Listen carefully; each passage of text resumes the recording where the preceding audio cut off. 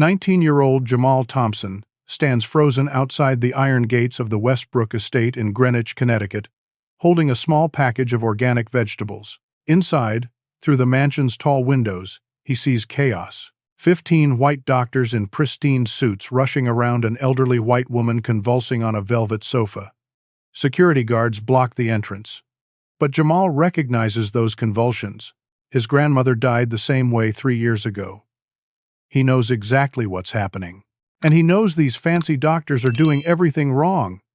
The woman has minutes left. Jamal's heart pounds against his chest as he watches the scene unfold through the massive windows. The woman's body jerks violently, her arms flailing as men in expensive suits hover around her like confused birds. His mind races back to that terrible night in their tiny apartment in Bridgeport, the night his grandmother lay on their worn couch, her body moving in the exact same terrible rhythm.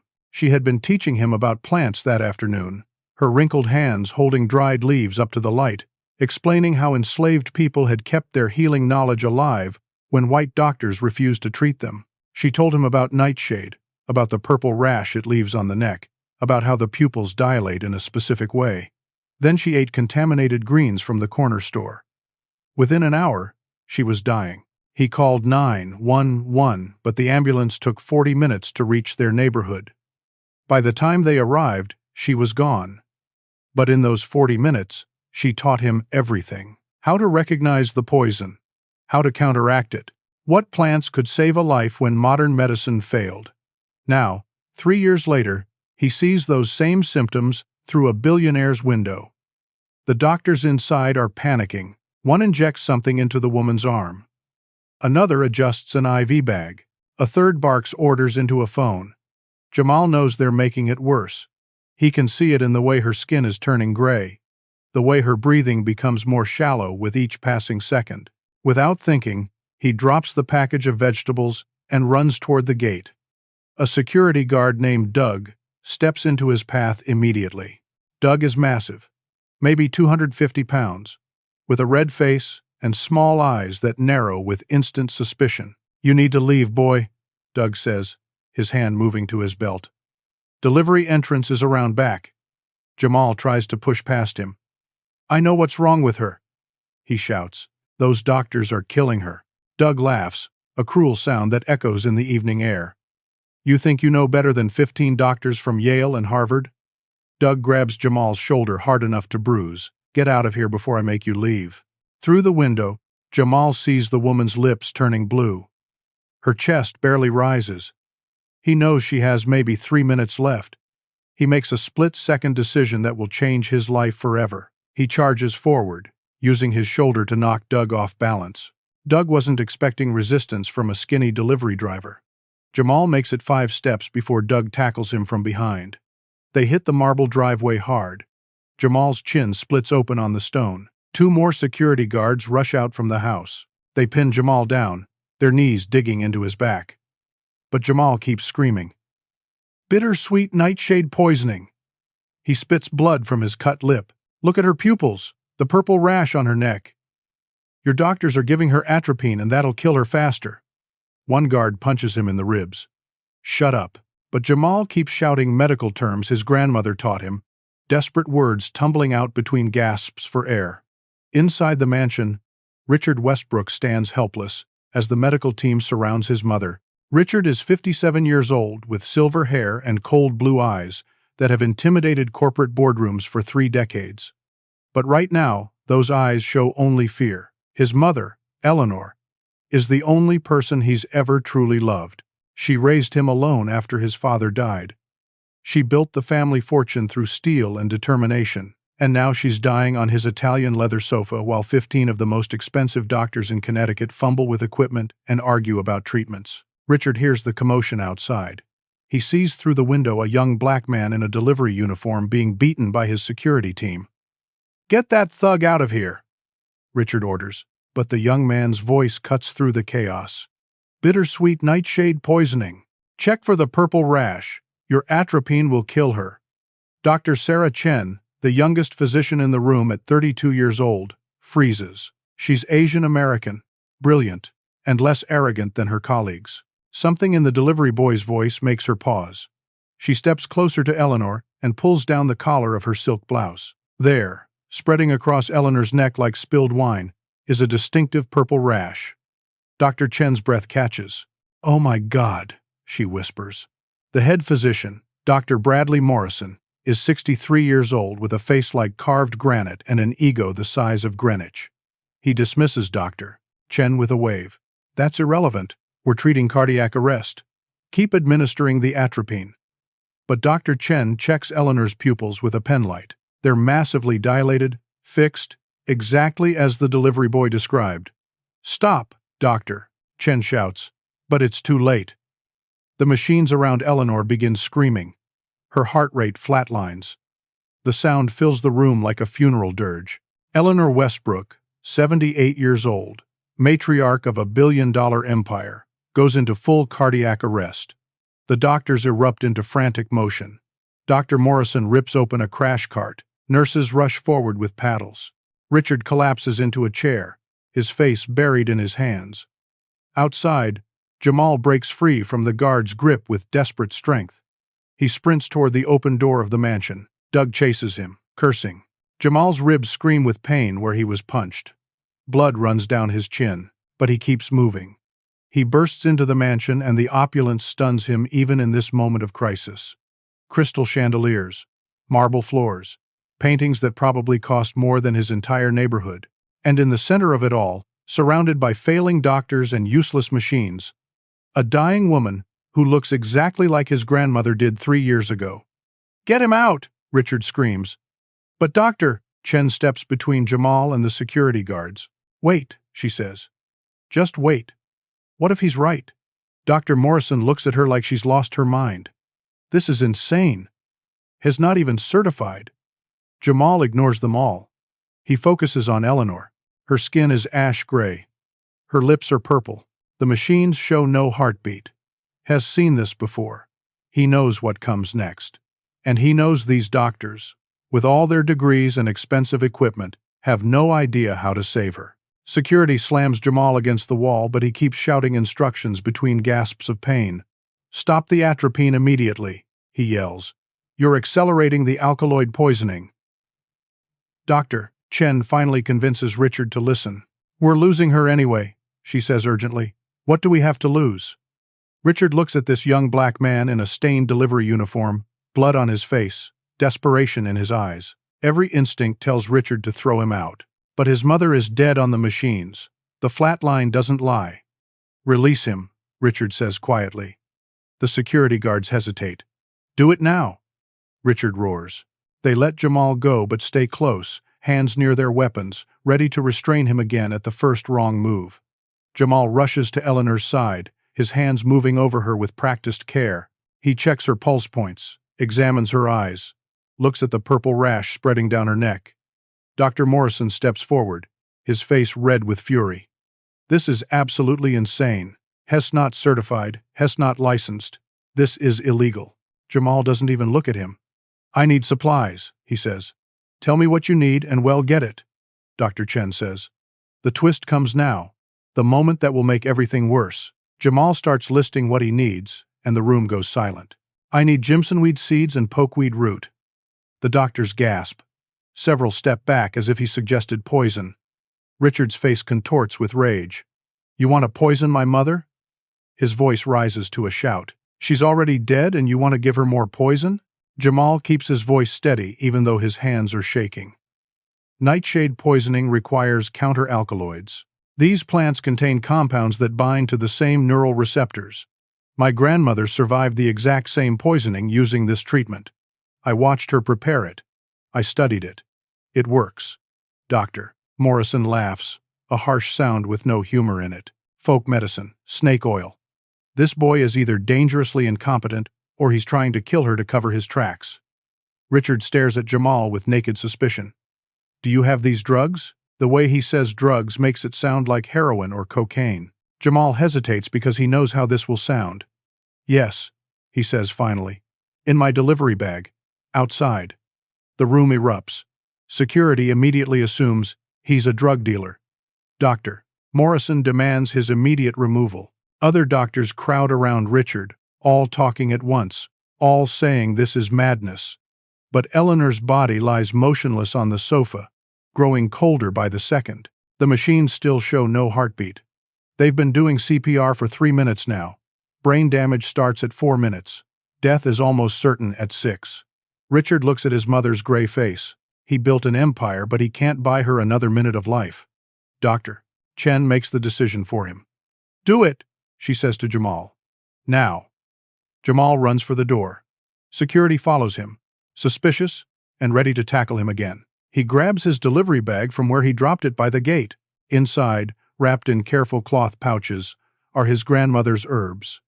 Has carried them every day for 3 years, unable to throw away the last pieces of her knowledge. Doug, the security guard, pulls out his phone and starts photographing everything. "Evidence," he mutters. "For the cops." Jamal doesn't care anymore. He runs back inside with the pouches clutched in his bleeding hands. Dr. Morrison physically blocks the doorway to the sitting room. "I will not allow folk medicine quackery in this house," he says. His voice has the absolute certainty of someone who has never been wrong, never been challenged, never had to question his own expertise. Behind him, Eleanor's body is cooling. The other doctors have stopped CPR. There's nothing more they can do. Everyone knows it. Dr. Chen pushes Dr. Morrison aside with surprising strength. "She's already dead," Dr. Chen says. "Let him try. What's the worst that can happen? She's already gone." Dr. Morrison stumbles back, shocked that anyone would touch him, would contradict him. Jamal doesn't wait for more permission. He drops to his knees beside Eleanor and opens the pouches. The smell of dried herbs fills the room, earthy and strong. The other doctors wrinkle their noses. Richard watches with a mixture of desperate hope and absolute certainty that he's about to watch his mother be desecrated by some street punk with dried weeds. Jamal's hands move with the precision his grandmother taught him. He pulls out Jimson weed seeds, dark and oily, pokeweed root, dried and brittle. He needs to grind them, mix them in exact proportions. The security guards hover close, still filming everything. Dr. Morrison retreats to the corner, already composing in his mind the testimony he'll give when this boy is arrested for murder. The mansion staff, mostly white and dressed in formal uniforms, cluster in the doorway watching with expressions of horror. They've never seen anything like this. A poor black teenager with mysterious plants, touching their mistress, performing what looks like some kind of ritual over her body. Jamal can feel their judgment, their fear, their disgust. But his grandmother's voice is in his head, steady and sure. "The knowledge was kept alive," she told him. "When they wouldn't let us see their doctors, we kept each other alive. This knowledge is your inheritance. Use it." So he grinds the seeds between his palms, mixing them with the root, creating a paste with the moisture from his own hands. Dr. Chen kneels beside him, watching every movement. "What are you doing?" she asks. "Creating a dermal and oral alkaloid counteragent," he says. The paste goes on, the major pulse points, to be absorbed through the skin. The liquid mixture goes in her mouth to counteract the internal poisoning. It sounds insane. It sounds like magic. But Dr. Chen sees the certainty in his movements, the knowledge in his hands. She helps him, following his instructions. Together they apply the paste to Eleanor's neck, her wrists, behind her ears. Jamal forces a liquid mixture through her purple lips. Then they wait. The silence in the room is suffocating. 15 doctors, 3 security guards, half a dozen staff members, and 1 grieving billionaire all watch Eleanor's corpse. The machines continue their flatline scream. Nothing happens. 30 seconds pass. 45. Dr. Morrison makes a sound of disgust. "Satisfied?" he says. "Now we can proceed with proper protocols and notify the coroner." But Jamal doesn't move. He keeps his hand on Eleanor's wrist, feeling for something the machines can't detect. 1 minute passes. Nothing. Dr. Chen starts to stand, disappointment and embarrassment washing over her face. Then Eleanor gasps. It's a terrible sound, like someone drowning and breaking the surface. Her eyes flutter open, confused and frightened. The heart monitor stutters, beeps once, twice, then settles into a weak but steady rhythm. Her chest rises and falls. Color begins, slowly, impossibly, to return to her face. Dr. Chen checks the monitors with shaking hands. Her heart rate is stabilizing, she whispers. Blood pressure rising. Oxygen saturation increasing. This is impossible. The room explodes with shock. Doctors crowd around, checking and rechecking the machines as if they must be malfunctioning. Richard rushes to his mother's side, grabbing her hand, tears streaming down his face. Eleanor's eyes focus on her son's face. "What happened?" she whispers. Jamal collapses against the wall, his entire body shaking with exhaustion and relief. For one brief moment, as the doctors examine Eleanor and confirm that yes, she is alive. Yes, her vitals are improving. Yes, this actually happened. Jamal allows himself to believe that maybe, just maybe, he did something good. Maybe his grandmother's death wasn't meaningless. Maybe her knowledge saved a life today. But the moment doesn't last. Dr. Morrison recovers from his shock quickly. He begins examining Eleanor with the other doctors, conferring in low voices. Then he turns to Richard. "She must have responded to our earlier treatments," he says smoothly. "The timing with the folk remedies is coincidental. Our proper medical intervention is what saved her." The other doctors, relieved to have an explanation that doesn't make them look incompetent, quickly agree. "Yes," they murmur. "The earlier treatments. Our diagnosis. Our care." Dr. Chen opens her mouth to object, but Dr. Morrison silences her with a look. "Don't," he warns quietly. "Don't contradict me on this." Richard barely hears any of it. Hess holding his mother, crying, thanking God or fate or whatever force brought her back. Eleanor is weak but conscious. She smiles at her son. "I'm here," she whispers. "I'm still here." Then Doug, the security guard, clears his throat. "Mr. Westbrook," he says. "The police are here." Everyone freezes. Someone called 911 during the chaos. Now 3 white police officers enter the mansion, hands near their weapons, eyes scanning the scene. They see an elderly white woman on a sofa, surrounded by concerned doctors. They see a billionaire in distress. And they see a young black man with blood on his face, sitting on the floor, surrounded by strange plants and powders. Doug steps forward immediately. "Officers, this delivery boy attacked us," he says. "Forced his way into the home. Gave Mrs. Westbrook illegal substances." The officers don't ask questions. They see what they expect to see. A crime scene. A dangerous young black man. Potential drugs. "On the ground," one officer shouts, drawing his weapon. "Now!" Jamal tries to stand, tries to explain, but they don't give him a chance. They tackle him, slamming his face into the marble floor. His already split lip opens wider. Blood pools on the white marble. Hands wrench his arms behind his back. Handcuffs bite into his wrists. Dr. Chen rushes forward. "Wait!" she shouts. "He saved her life!" But Dr. Morrison steps in front of her, blocking her path. He administered unknown substances, Dr. Morrison says to the officers. "She could have died from what he gave her. We don't know what those plants are. They could be illegal narcotics." The police find the herb pouches in Jamal's delivery bag. They photograph them, bag them as evidence. "What are these?" one officer demands. "Drugs?" Jamal can't answer. His face is pressed against the floor, a knee in his back. They arrest him for assault on security guards, trespassing, reckless endangerment, and possession of controlled substances. Richard Westbrook watches silently from beside his mother. He could speak up. He could tell the truth. He could explain that this young man saved Eleanor's life when 15 expensive doctors failed. But Richard says nothing. He looks away when Jamal's eyes meet his. Eleanor, still weak and confused, tries to sit up.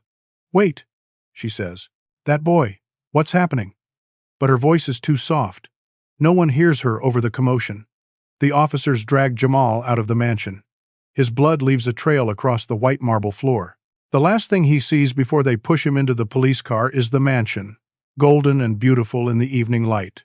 And through the window, 15 doctors taking credit for the miracle he performed. Jamal spends 3 days in Hartford County Jail. The holding cell is cold concrete and metal bars, filled with the smell of disinfectant and despair. He shares the space with 6 other men, mostly black and Hispanic, all accused of crimes Jamal doesn't understand. They look at him with a mixture of sympathy and curiosity.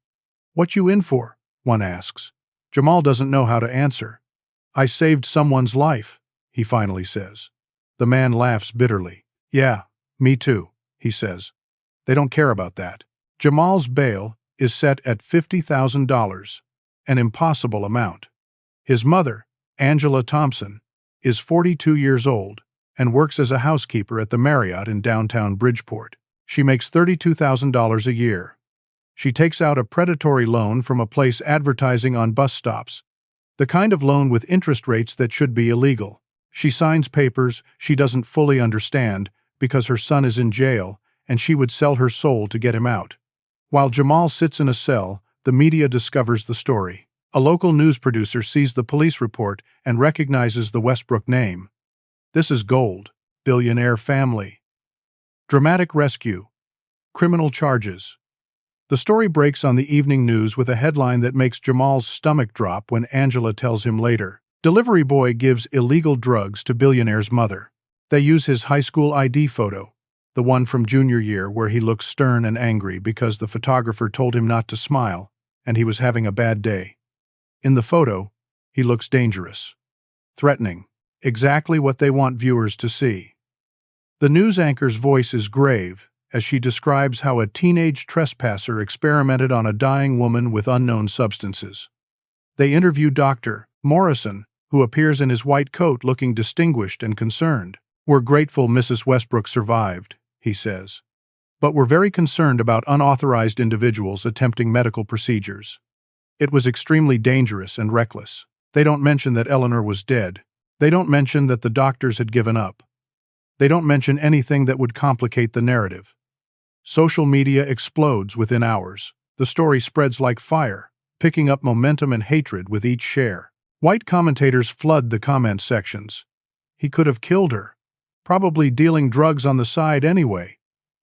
What was he even doing there? This is what happens when people think they're doctors after watching YouTube.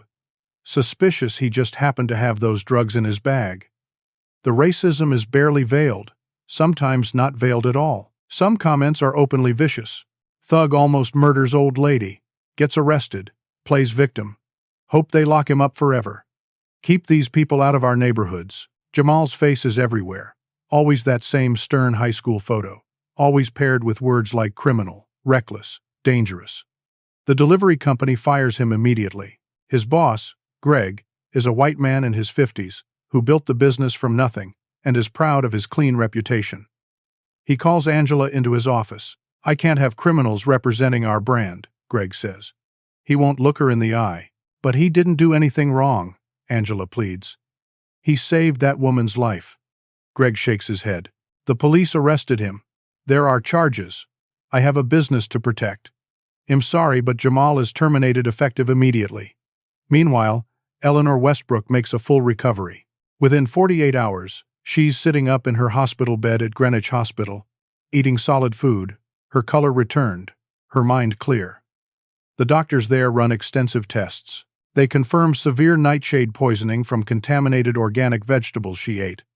They quietly admit among themselves that the treatment she received at the mansion was correct. The folk remedies, whatever they were, counteracted the poisoning. But publicly, Dr. Morrison controls the narrative. He holds a press conference in the hospital's media room, standing behind a podium with the hospital logo. Our team's quick diagnosis and comprehensive treatment saved Mrs. Westbrook's life, he announces. Cameras flash. Reporters scribble notes. We identified the nightshade poisoning and administered the appropriate counteragents. Mrs. Westbrook is recovering well thanks to modern medicine and the expertise of our medical team. A reporter in the back raises his hand. What about the delivery boy? The one who was arrested? Dr. Morrison pauses, choosing his words carefully. A delivery person did provide some supplementary folk remedies, he admits. But these were secondary to our primary treatment. We appreciate his concern. But unauthorized medical intervention is dangerous and illegal for good reason. Richard Westbrook holds his own press conference 2 days later, standing outside the Greenwich Hospital with the building's manicured gardens behind him. He wears a dark suit and a somber expression. He thanks God for his mother's recovery. He thanks the 15 doctors by name, praising their expertise and quick action. He thanks the hospital staff. He thanks everyone except Jamal. When reporters ask about the delivery boy, about the arrest, About the charges, Richard's face hardens. That situation is being handled by law enforcement, he says. It's not appropriate for me to comment on an ongoing criminal investigation. But you must have an opinion, a reporter presses. He was in your house. Did he help your mother or not? Richard chooses his words with the care of a man who has lawyers on speed dial. I was in shock, he says. The whole situation was chaotic. The doctors were handling the medical emergency. That's all I can say. The message is clear. The doctors saved Eleanor. Everything else is noise. The billionaire has spoken. The narrative is set. Dr. Chen watches the press conference on her phone and feels sick. She knows the truth. She was there. She saw Eleanor die. She saw the doctors fail. She saw Jamal bring her back. But Dr. Morrison pulled her aside the day after the incident. If you contradict the official account, he said quietly, your career is over. You're young. You're brilliant. You have your whole life ahead of you. Don't throw it away for some delivery boy. You'll never work in medicine again. Dr. Chen wanted to be brave. She wanted to tell the truth. But she also wanted to be a doctor. She spent 12 years training. She has $300,000 in student loans. Her parents sacrificed everything for her education. So she stays silent. She hates herself for it. But she stays silent. Instead, she contacts a public defender, anonymously. She sends documents, medical reports, anything that might help. But it's not enough. It's never enough. The public defender assigned to Jamal's case is a tired man named Robert Martinez, who handles 80 cases at once. He looks at the evidence, looks at Jamal's charges, looks at who he's up against, and sighs. The prosecutor on this case is James Holloway. Holloway is 40 years old, ambitious, white, and he sees this case as a stepping stone to higher office. Tough on crime sells to voters. He looks at the charges and sees an easy conviction. The kid trespassed. Holloway says to his assistant. He assaulted security guards, multiple witnesses. He administered unregulated substances. The substances tested positive for alkaloid compounds that can be toxic. Intention doesn't matter. The law is clear. But he saved her life, the assistant says. She would have died. Holloway shrugs. That's not relevant to the charges. He broke the law. We have video evidence, witness testimony, and physical evidence. This is a slam dunk. The trial date is set for 6 weeks out. During those 6 weeks, the media continues to dissect Jamal's life. They interview his high school teachers. They talk to neighbors. They're looking for anything controversial, anything that fits their narrative. They find nothing because Jamal was a good kid. He worked hard. He helped his mother with bills. He studied his grandmother's herbs in his free time. He never got in trouble. But the absence of dirt doesn't stop the speculation. Social media fills in the gaps with imagination and prejudice. Meanwhile, Jamal sits in his mother's apartment, out on bail, watching his life fall apart. He can't find work anywhere. Every job application is rejected. His face is too recognizable now, too controversial. Angela watches her son sink into silence and depression. She works double shifts to pay the loan shark's interest. The debt grows faster than she can pay it. They get an eviction notice. 30 days to vacate. Angela cries in the bathroom so Jamal won't hear. Eleanor Westbrook, recovered and discharged from the hospital, sits in her bedroom at the mansion and watches the news coverage. Something is wrong. The doctors keep saying they saved her, but she remembers Jamal's face. She remembers his voice, desperate and sure. She remembers waking up and seeing him collapsed against the wall. Wait, she says to Richard. That boy. What happened to him? Richard is evasive. It's being handled, Mother. You need to rest. But Eleanor is not a woman who rests when something troubles her. She demands answers. She watches the news. She reads the articles. Slowly, the truth becomes clear. The boy who saved her is in jail, Hess facing 15 years in prison. The doctors are taking credit for her survival. Her son stayed silent while an innocent person was destroyed. She confronts Richard in his study. That boy saved my life, she says. Richard won't meet her eyes. The doctors saved your life, he says. Mother, you were confused. You were in shock. You don't remember correctly. Eleanor's voice turns cold. Don't lie to me. She's old but not senile. She knows what happened. Richard finally looks at her. Fine, he admits. Maybe the kid helped, but we can't admit that. Don't you understand? If we acknowledge that a teenager with no license was right when 15 certified doctors were wrong, we'll be destroyed in lawsuits. Every doctor there could lose their license. The hospital could sue us. We could lose hundreds of millions. Eleanor stares at her son like she's never seen him before. So you're letting him go to prison? To protect your money? Richard's face hardens. It's not just money. It's liability. It's reputation. It's business. You don't understand how this works. Eleanor stands slowly, her body still weak. I understand perfectly, she says. I raised you better than this. Richard looks away. Eleanor tries to call the prosecutor herself. She tries to tell the truth. But Richard's lawyers intercept everything. They visit her, explain gently that she's still recovering, that her memory may be confused, that her testimony could hurt more than help. They isolate her, protect her, silence her. The trial begins on a cold morning in November at Hartford Superior Court. The building is imposing gray stone, built to intimidate. Inside, the courtroom smells like furniture polish and old paper. Jamal sits at the defense table in a borrowed suit that doesn't quite fit. His public defender, Robert Martinez, shuffles papers and looks exhausted. The prosecutor, James Holloway, looks confident and sharp in an expensive navy suit.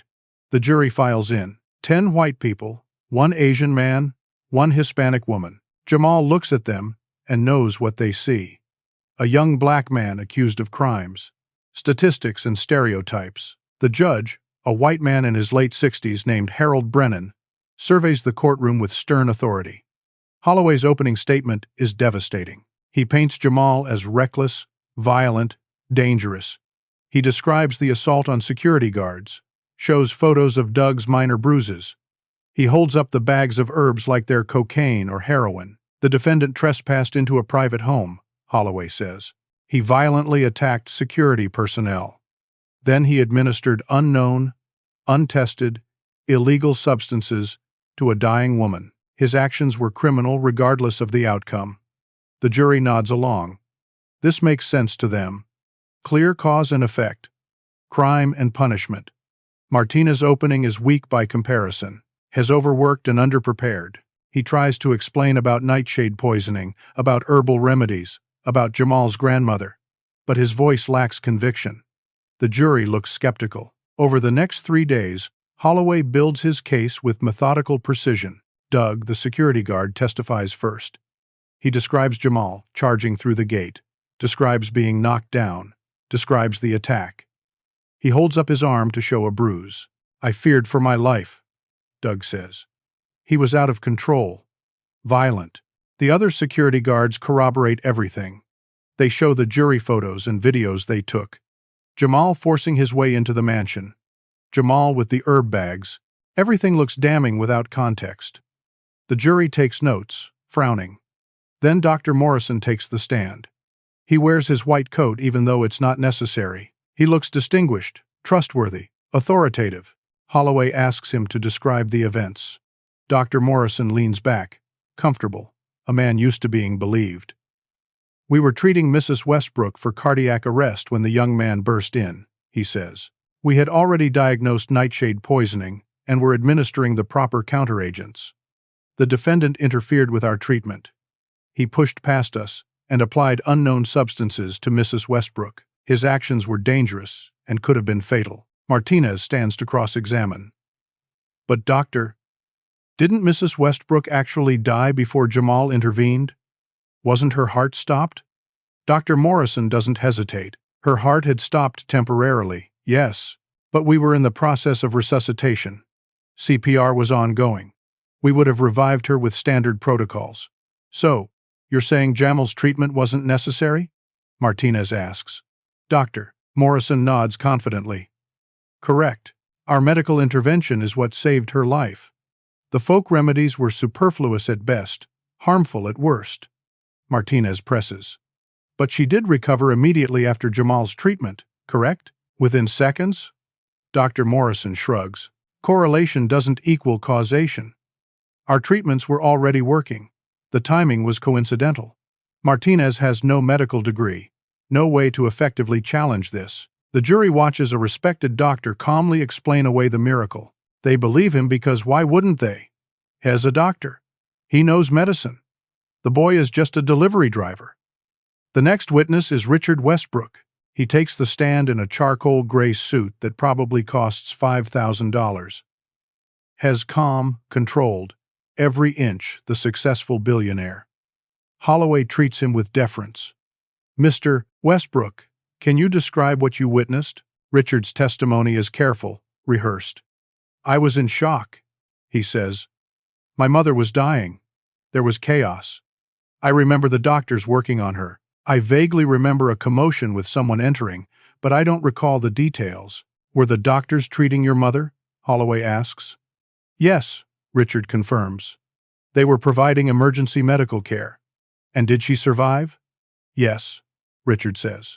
Thanks to the excellent work of the medical team. Martinez stands for cross-examination. His voice is tired. Mr. Westbrook, do you remember Jamal Thompson specifically helping your mother? Richard hesitates just a fraction of a second. I remember someone being there, but like I said, I was in shock. I can't confirm who did what. Martinez tries again. But your mother survived immediately after Mr. Thompson's intervention, correct?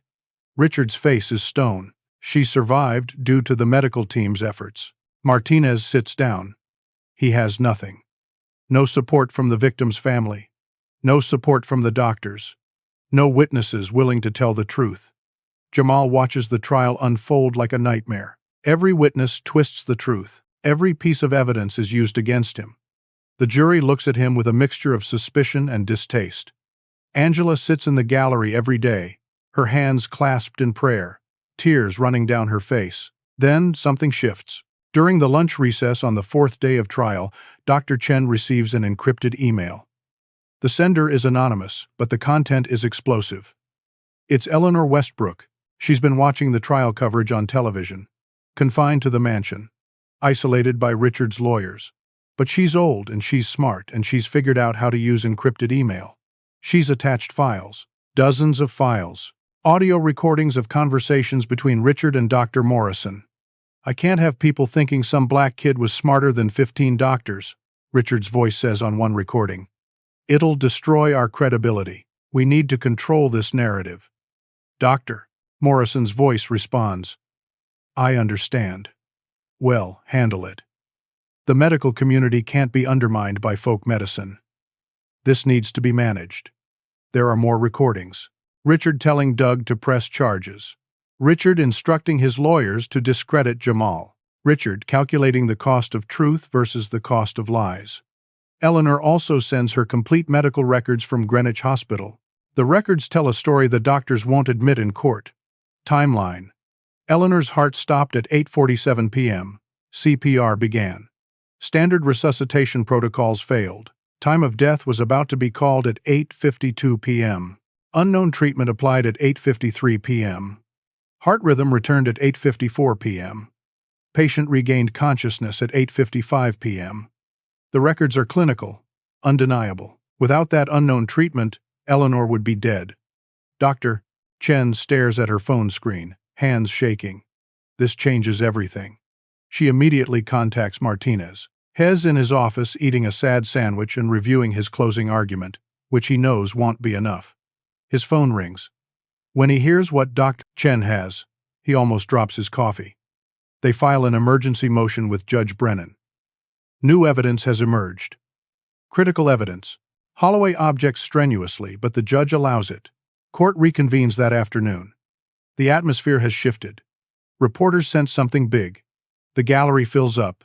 Martinez plays the recordings in open court. Richard's voice echoes through the speakers, cold and calculating. We can't let some black kid be the hero here. Control the narrative. Let the courts handle him. The jury's faces change. They look at Richard, sitting in the gallery now, his face drained of color. They look at Jamal with new eyes. Then, Dr. Chen is called to the stand. She's terrified because this will end her career. But Eleanor's emails gave her courage. She takes the oath. Martinez asks her to explain what really happened. Dr. Chen takes a deep breath and tells the truth. Mrs. Westbrook died, she says clearly. Her heart stopped. We attempted resuscitation and failed. We were about to call time of death. Then Jamal Thompson entered. He immediately diagnosed nightshade poisoning, which we had missed. He explained that our atropine treatment was making her worse. We thought he was insane. But he was right. She pauses, swallows hard. Without his intervention, Eleanor Westbrook would be dead. The folk medicine he used saved her life when modern medicine failed. Every doctor there knows it. They're lying under oath to protect their reputations and avoid malpractice suits. The courtroom erupts. Judge Brennan pounds his gavel. Holloway jumps up, shouting objections. But Martinez presents Eleanor's medical records. Dr. Chen explains them in detail. The timeline doesn't lie. The cause and effect is clear. Jamal's treatment worked. The doctors failed. Everything else is cover-up. The jury looks shocked, angry, confused. They were lied to, manipulated. Martinez rests his case. The media in the courtroom is already tweeting, posting, live streaming. The story is exploding in real time. Local news becomes national news, becomes international news. Racist billionaire frames teen who saved his mother. Medical cover-up exposed. Doctors lie under oath to destroy hero. By evening, the hashtag Justice for Jamal is trending worldwide. Protests form outside the courthouse, outside Richard's corporate headquarters, outside Greenwich Hospital. People are furious. The narrative has flipped. Suddenly, Jamal is not a criminal, as a victim. A hero destroyed by powerful white men protecting their egos and their money. Judge Brennan takes one day to review all the evidence. Then he calls court back into session. The courtroom is packed. Cameras are everywhere. The judge looks at Jamal with something that might be respect or might be pity. After reviewing the new evidence, Judge Brennan says, "It's clear that the charges against Mr. Thompson are without merit. The evidence shows he acted heroically to save a life. The allegations against him were part of a conspiracy to conceal medical malpractice and protect powerful interests. All charges are dismissed." The gavel comes down. The courtroom explodes with applause. Angela rushes forward and wraps her arms around Jamal, sobbing. Reporters shout questions. Cameras flash. Jamal stands there, numb, barely believing it. Hes free. The charges are gone. His name is cleared. Over the next 72 hours, the world changes. The media narrative flips completely. Headlines scream about injustice. 19-year-old hero railroaded by billionaire. Medical conspiracy exposed. System fails black teen. Talk shows discuss the case. Legal analysts debate the implications. Civil rights organizations call for investigations. Jamal's face is everywhere again. But this time the photos show him smiling, looking young and kind. The stern high school photo disappears, replaced by images of him hugging his mother outside the courthouse. Social media becomes a force for good instead of hatred. People from around the world send messages of support. Strangers offer help, money, opportunities. A GoFundMe raises $200,000 in 48 hours. Universities reach out with scholarship offers. Yale, Harvard, Columbia, Stanford. Full rides to study medicine. They want him specifically because of what he did, what he knows, what he represents. For a few beautiful days, Jamal allows himself to hope. Maybe his life isn't ruined. Maybe he can become a doctor after all. Maybe his grandmother's knowledge can be combined with modern medicine. Maybe everything will be okay. Then the offers start disappearing. Yale's admissions office sends an apologetic email. "We're sorry, but due to unforeseen circumstances, we must withdraw our offer. No further explanation." Harvard sends a nearly identical message. Then Columbia. Then Stanford. One by one, every university retracts their offers. Jamal doesn't understand. His mother doesn't understand. What happened? Why would they change their minds? Dr. Chen investigates. She has connections in the medical community. She makes calls, asks questions. What she discovers makes her sick with rage. Richard Westbrook happened. Hes, a billionaire with power that reaches into every corner of American healthcare. He owns hospitals. He funds medical schools. He sits on the boards of pharmaceutical companies. He donates millions to universities.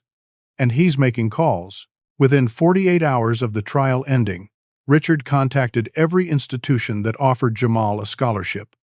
The message was always the same, always subtle, always deniable. If you admit the Thompson boy, our funding relationship will need to be reevaluated. He doesn't threaten directly. He doesn't need to. Everyone understands. Cross Richard Westbrook, and the money disappears. The hospital wings that bear his name, the research grants, the endowed professorships, all of it goes away. So the offers to Jamal disappear. Every door closes. He applies to nursing programs, EMT training, medical tech positions, anything healthcare related. Everything is rejected. Every application vanishes into silence, has been blacklisted from the entire medical field. At the Westbrook mansion, Eleanor confronts her son again. This time she's stronger, recovered, furious. She's learned what Richard is doing. "You're destroying him," she says. "That boy saved my life, and you're making sure he can never work in medicine." Richard doesn't even look up from his laptop. "He embarrassed us," Richard says coldly. "Made us look foolish. Made my doctors look incompetent. That has consequences." Eleanor slams her hand on his desk. "He saved me when your expensive doctors failed." Richard finally looks at her. "And now everyone knows that, Mother. Do you understand what that cost me? 3 hospital boards asked me to resign. 4 doctors are facing malpractice reviews. Our reputation is damaged. Our business relationships are strained. That kid destroyed millions of dollars in goodwill and credibility. So yes, I'm making sure he can't continue destroying things in the medical field." Eleanor stares at her son. "When did you become this? When did money become more important than human life?" Richard stands, his face hard. "Money is power. Power is control. You taught me that. I'm doing what needs to be done to protect our interests. If that boy is so smart, he can find another career. But he's not going to humiliate me or my associates again." Eleanor realizes in that moment that she doesn't know her son at all. The child she raised is gone, replaced by this cold creature who values wealth over humanity. Meanwhile, Jamal sinks into despair. Hess cleared of charges but destroyed anyway. He returns to the only work he can find, food delivery. But now everyone recognizes him. Some customers are kind. They thank him, tell him he's brave, give big tips. But others are hostile, white customers especially. "You think you're better than real doctors?" One woman sneers when he delivers her pizza. "You got lucky once, and now you're famous?" Arrogant. Another man refuses to take food from him. "I don't want someone like you touching my dinner," he says. "Get off my property." Delivery companies are reluctant to hire him back. "You're too controversial," they say. "Too recognizable." Customers complain. Some threaten to use other services if he's working. So Jamal pieces together work where he can, but it's sporadic and degrading. Angela works 3 jobs now. The predatory loan for bail came with 48% interest. The debt grows faster than they can pay. They're facing eviction. The GoFundMe money helps, but it's not enough to live on forever. Medical school costs hundreds of thousands of dollars, and Jamal can't get in anyway. The money is disappearing into debt and survival. His dreams of becoming a doctor are completely destroyed. He carries his grandmother's herbs with him still, but they feel like a curse now. That knowledge saved a life and ruined his own. Was it worth it? He lies in bed at night in their shabby apartment, staring at the ceiling, wondering if he made a terrible mistake. Maybe he should have walked away. Let the rich woman die. Protected himself. Kept his head down. That's what America teaches poor black kids, isn't it? Don't stand out. Don't challenge authority. Don't think you're special. He tried to be a hero and got crushed for it. 3 months after the trial, Jamal and Angela are evicted. They couldn't make rent. The landlord is sympathetic, but business is business. They end up at a homeless shelter in Bridgeport, one of those converted warehouses with rows of cots and shared bathrooms. The smell is disinfectant and desperation. The other residents are kind enough, but everyone has their own problems. Angela works her 3 jobs during the day, trying to save enough for first and last month's rent somewhere, anywhere. Jamal stares at walls. He stops talking much, stops eating regularly, falls into a deep, dark depression that Angela watches with growing terror. She's losing her son and doesn't know how to save him. One night she comes back from her shift at the hotel. It's past midnight. Shay's exhausted, her feet aching, her back screaming. She walks to Jamal's cot in the men's section to check on him. Hes not there. Panic hits her. She checks the bathrooms, the common areas, the shelter yard. Finally, she finds him in the bathroom, locked in a stall. She pounds on the door. Jamal, open up! Silence. She screams for help. Other residents come running. A large man kicks the door open. Jamal is on the floor, unconscious, an empty bottle beside him. Hes swallowed his grandmother's most toxic herbs, the ones she warned him never to use, the ones that can stop a heart in minutes. His suicide note is on his phone, unsent. I saved someone else's life and lost my own. I can't do this anymore. I'm sorry, Mom, Angela screams. Someone calls 911. The ambulance comes, sirens wailing through the night. They pump his stomach at Bridgeport Hospital. The doctors barely save him. He survives, but barely. When he wakes up, he doesn't speak, just stares at the ceiling with empty eyes. The news of Jamal's suicide attempt makes headlines. Hero delivery boy attempts suicide after being blacklisted. The public is outraged all over again. Protests reignite, bigger and angrier than before. People march through Greenwich with signs. Justice for Jamal. Billionaires can't crush us. Hold Westbrook accountable. Civil rights organizations announce plans to sue. Lawyers line up offering pro bono representation. But Jamal, lying in a hospital bed, doesn't care anymore. Hes hollow, broken. The fight has been beaten out of him. Angela sits beside his bed, holding his hand, crying. She doesn't know how to fix this. How to give her son a reason to keep living. Dr. Chen visits. Guilt written all over her face. She stayed silent too long.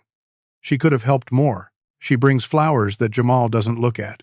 I'm so sorry, she says. He doesn't respond.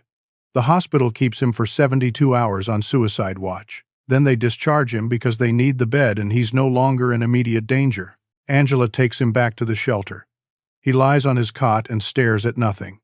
Then, on the 5th day, something changes. Eleanor Westbrook appears at the shelter. Shes, 78 years old, moving carefully with a cane, but her eyes are bright with determination. Shes left the mansion, left her son, left everything. She carries only a large leather briefcase and her personal dignity. She asks for Jamal Thompson. The shelter staff is shocked. A wealthy white woman in pearls and a designer coat, standing in their humble facility.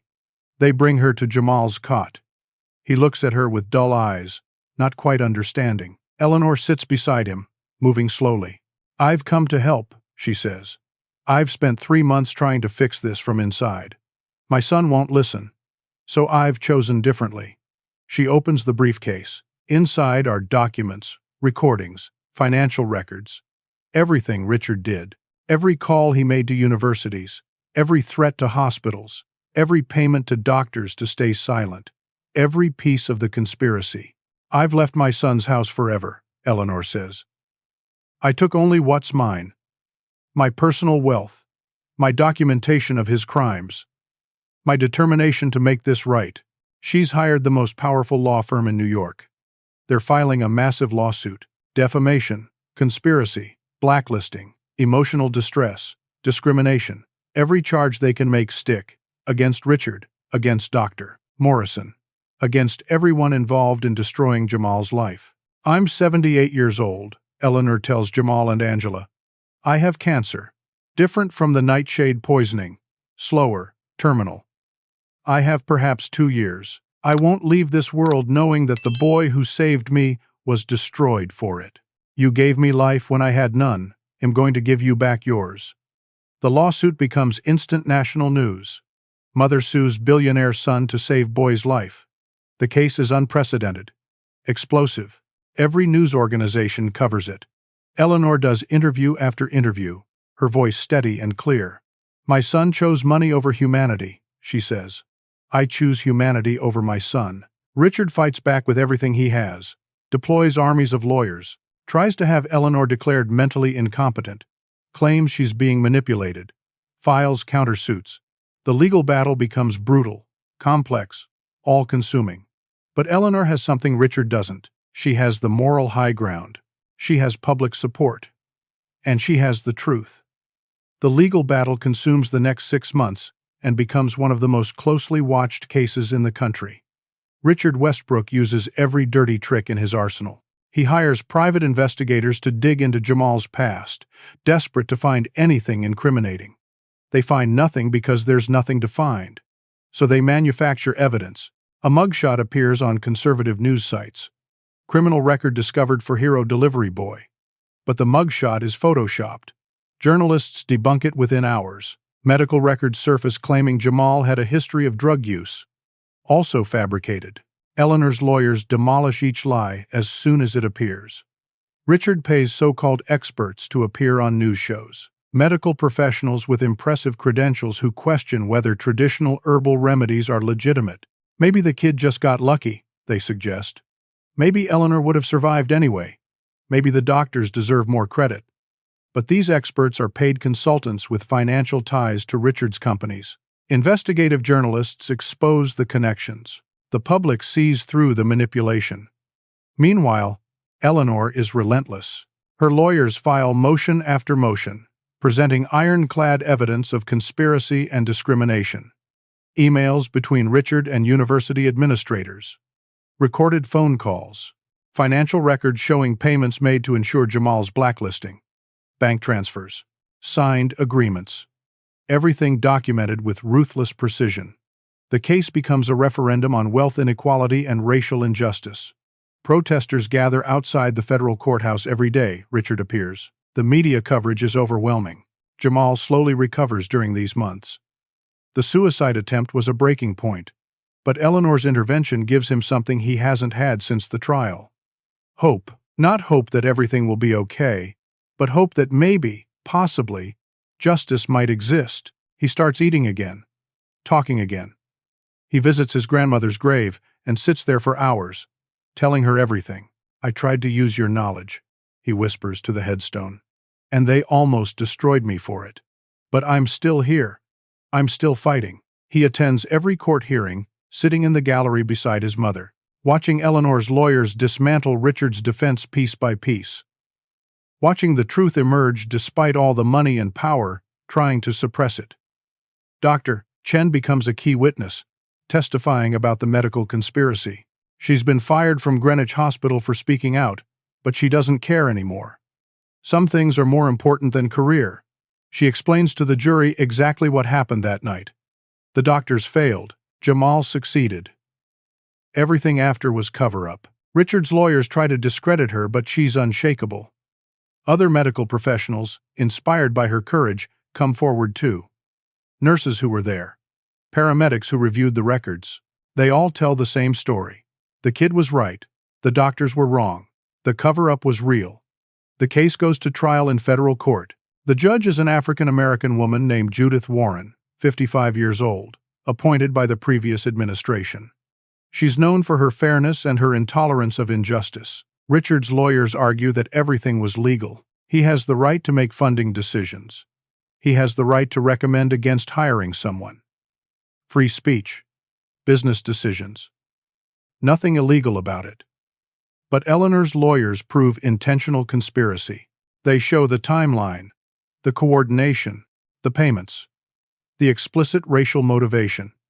Email after email where Richard and his associates discuss keeping that black kid out of medicine, keeping him in his place, making an example of him. The language becomes harder to deny. The discrimination becomes impossible to hide. Richard sits at the defendant table, his face a mask, but everyone can see he's losing. His reputation is destroyed. His companies are hemorrhaging value. Partners are distancing themselves. Hospital boards have removed him. Universities returned his donations. The empire he built is crumbling because he chose cruelty over decency. Then comes the moment everyone has been waiting for. Richard's lawyers, desperate, approach Jamal with an offer. It happens during a lunch recess.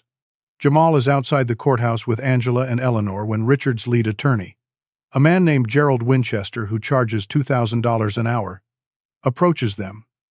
"Mr. Thompson," Winchester says, "we'd like to discuss a settlement." Jamal looks at him warily. "What kind of settlement?" Winchester pulls out a folder. Mr. Westbrook is prepared to offer you $50 million. $50 million, tax-free, immediate transfer. You drop the case, sign a non-disclosure agreement, move on with your life. Angela gasps. $50 million. It's more money than she could earn in 50 lifetimes. It would solve every problem they have. They could buy a house, multiple houses. Jamal could go to medical school overseas where Richard's influence doesn't reach.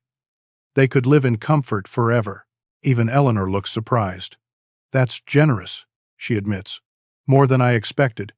You should consider it, Jamal. You've earned it. Take the money. Live your life. Even Jamal's lawyers are excited. This is far more than we'd likely win at trial, they say. This is life-changing money. You'd be set forever. Take it. The courtroom reconvenes after lunch. Judge Warren asks if there are any motions before they continue. Winchester stands. Your Honor, the defense has made a settlement offer to Mr. Thompson. We request time for him to consider it. Judge Warren looks at Jamal. Mr. Thompson, do you need time to consider the offer? The courtroom waits.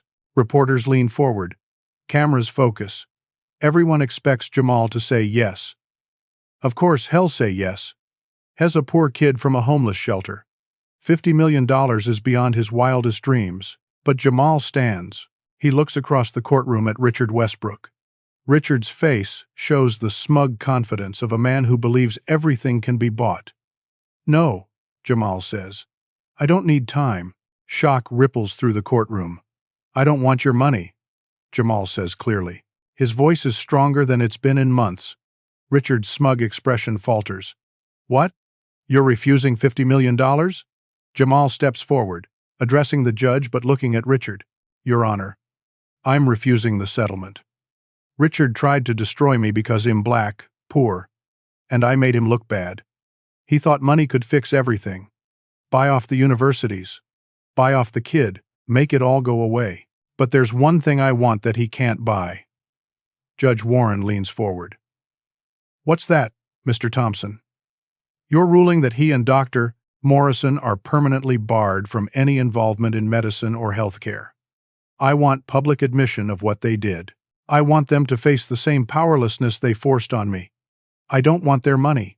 I want accountability. The courtroom explodes. Reporters shout questions. Richard's face turns purple with rage. Winchester tries to argue, but Jamal cuts him off. I could take $50 million and disappear. But then Richard learns nothing. Then the system learns nothing. Then the next poor black kid who challenges powerful white people gets destroyed and nobody cares. I'm not taking the money. I'm demanding justice. Judge Warren bangs her gavel, calling for order. Eleanor Westbrook sits back in her seat, a smile spreading across her face. That's my boy, she whispers. Richard Westbrook loses control. He stands, screaming. You ungrateful little thug! You should be in prison. I could have let you rot in jail. I could have destroyed you completely. Judge Warren bangs the gavel hard. Mr. Westbrook, sit down or ill hold you in contempt. But Richard can't stop. Years of privilege and power, of always getting his way, of believing money solves everything. All of it boils over. This is ridiculous. Has nobody, a delivery boy, how dare he refuse my money? How dare he demand anything from me? Security moves toward Richard. His lawyers try to pull him down. But the damage is done. The mask has slipped. The jury sees who Richard really is. A billionaire who believes he can buy and destroy people at will. A racist who thinks a poor black teenager should be grateful for crumbs. A man with no empathy, no conscience, no humanity. The judge calls a recess. Richard is escorted out. The media goes insane. The video of Richard's outburst is everywhere within minutes. Teen refuses $50 million payoff from racist billionaire. The story becomes legendary. People around the world watch the video. They see Jamal, calm and dignified, refusing blood money. They see Richard, purple-faced and screaming, revealing his true nature. The narrative is complete. The hero and the villain couldn't be clearer. The trial resumes 2 days later. Richard's lawyers beg him not to attend, but his ego won't allow absence. He sits at the defendant table, stony-faced, while the jury deliberates. They're out for 7 hours. When they return, The forewoman is a middle-aged black woman who looks at Richard with undisguised contempt.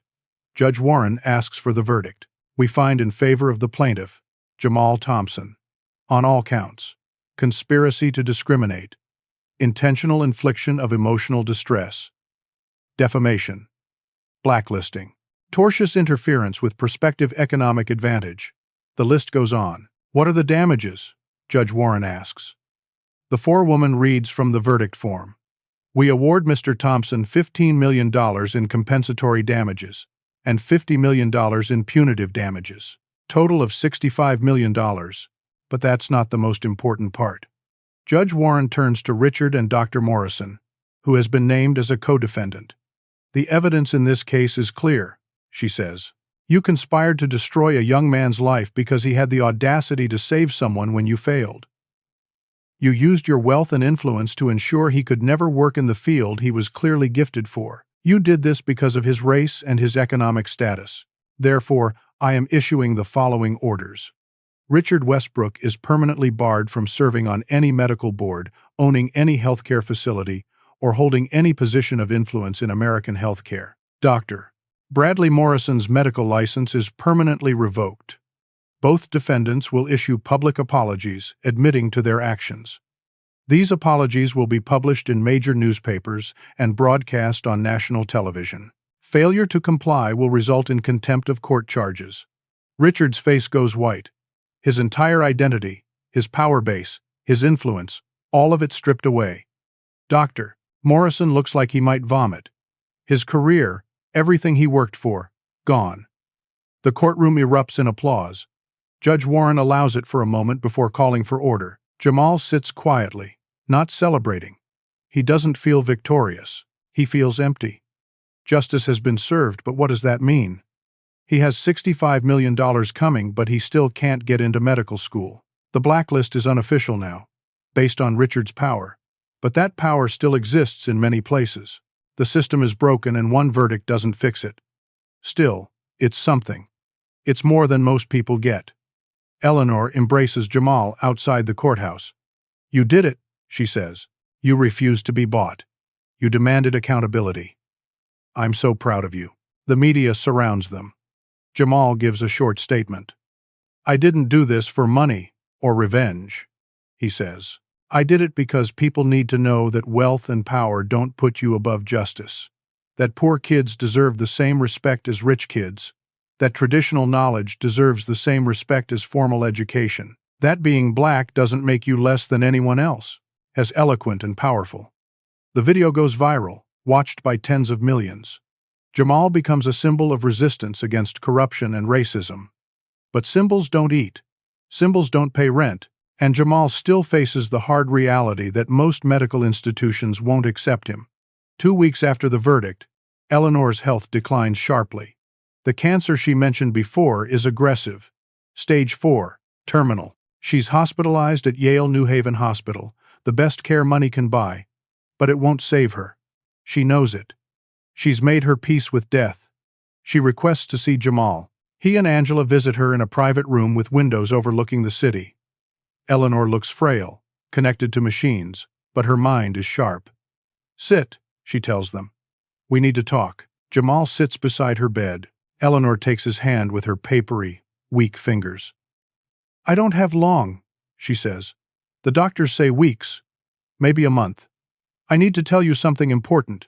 She's changed her will. Richard gets nothing. Not $1. Hes rich enough from his own companies, Eleanor says. And Hes morally bankrupt. I won't reward his cruelty. Her entire estate, $600 million, goes to Jamal. Angela gasps. Jamal can't speak. That's too much, he finally says. I can't accept that. You can, and you will, Eleanor says firmly. But there's a condition. Her eyes lock onto his. You must use this money to create a medical school, a school that teaches both modern medicine and traditional remedies. A school that accepts students regardless of race, class, or background. A school that values knowledge over credentials, healing over profit, compassion over prestige. Honor your grandmother's legacy, Eleanor says. Show the world that healing comes in many forms, that the knowledge carried by enslaved people, by poor people, by marginalized people, is just as valuable as what's taught in Harvard and Yale. Create something that will outlive us both. Jamal's eyes fill with tears. I don't know how to run a school. You'll learn, Eleanor says. You have the money. You can hire people who know how. Dr. Chen would help. Others would help. You don't have to do it alone. She squeezes his hand weakly. You saved my life when you had nothing to gain and everything to lose. You refused blood money because you demanded justice. You're exactly the kind of person who should shape the future of medicine. Promise me you'll do this. Jamal looks at his mother. Angela is crying, overwhelmed. Promise her, Angela whispers. Jamal turns back to Eleanor. I promise, he says. Eleanor smiles, closes her eyes. Good, she whispers. That's good. She dies 3 days later, peacefully, in her sleep. Her last words to the nurse are about Jamal. Tell him to change the world. Richard contests the will immediately. Files emergency motions. Claims undue influence. Claims mental incompetence. Claims Jamal manipulated a dying woman. His lawyers are vicious and creative. But Eleanor's will is ironclad. She filmed herself reading it, explaining her reasoning, demonstrating her sound mind. The will was reviewed by multiple attorneys and psychiatrists. There's no legal grounds to overturn it. After 2 months of legal battles, Richard loses. Jamal Thompson, at 20 years old, inherits $600 million. The twist comes now, the part that surprises everyone. Jamal doesn't keep any of it for himself. Not $1 for personal use.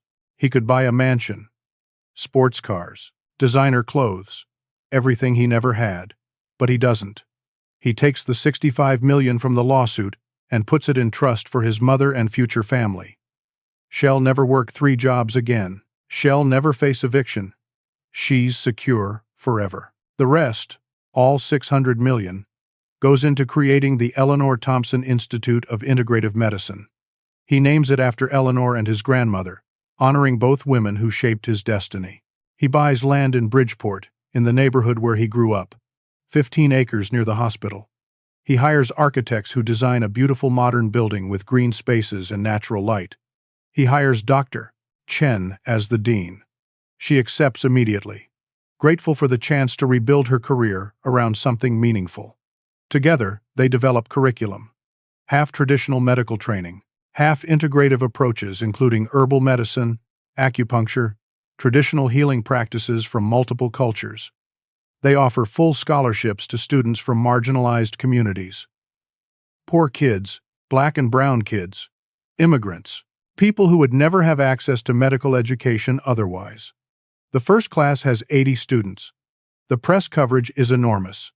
Revolutionary medical school combines ancient wisdom with modern science. The medical establishment is skeptical, sometimes hostile. Traditional institutions call it quackery. But the Eleanor Thompson Institute doesn't care about their approval. They're creating something new. 5 years pass.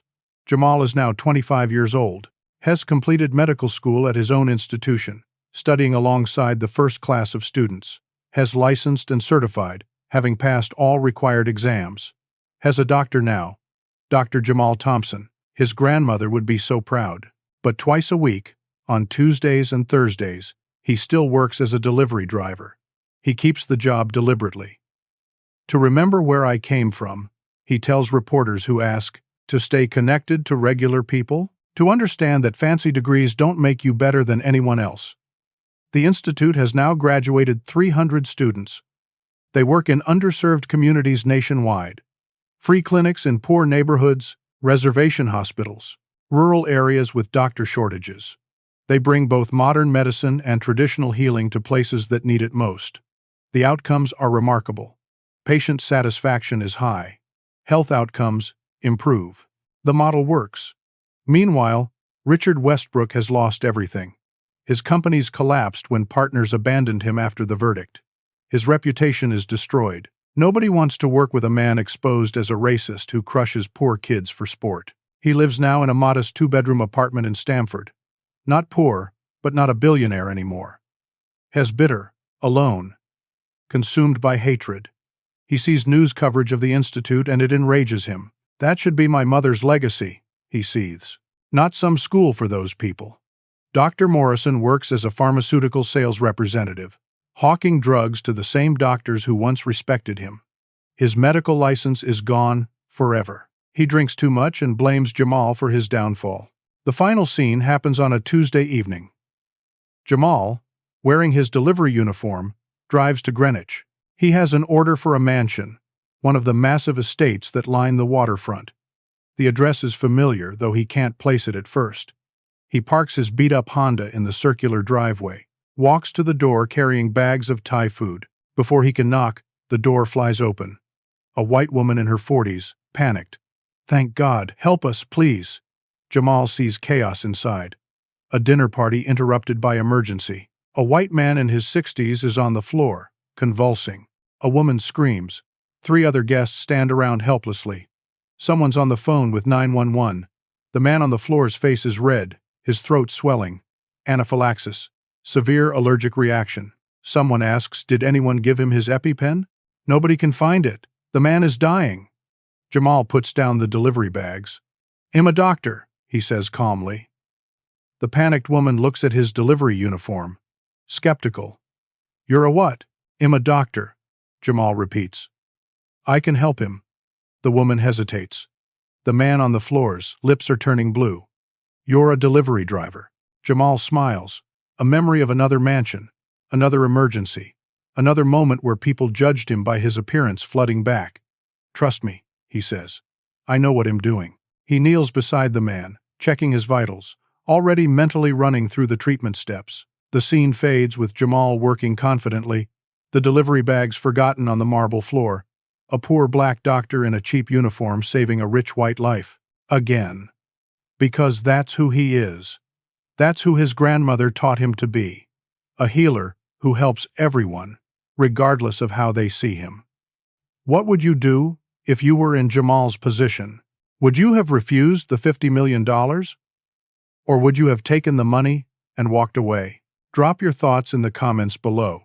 If this story touched your heart or made you think differently about justice, discrimination, or the power of traditional knowledge, please hit that like button and subscribe to this channel for more powerful true stories that matter. Share this video with someone who needs to hear about fighting back against injustice, about refusing to be broken by a corrupt system, about staying true to yourself even when the world tries to destroy you. Thank you for watching, for caring, and for believing that one person really can make a difference. Remember, healing comes in many forms, justice takes many shapes, and knowledge has no color, no class, no boundaries. Stay strong, stay kind, and never let anyone tell you that you don't belong. Until next time.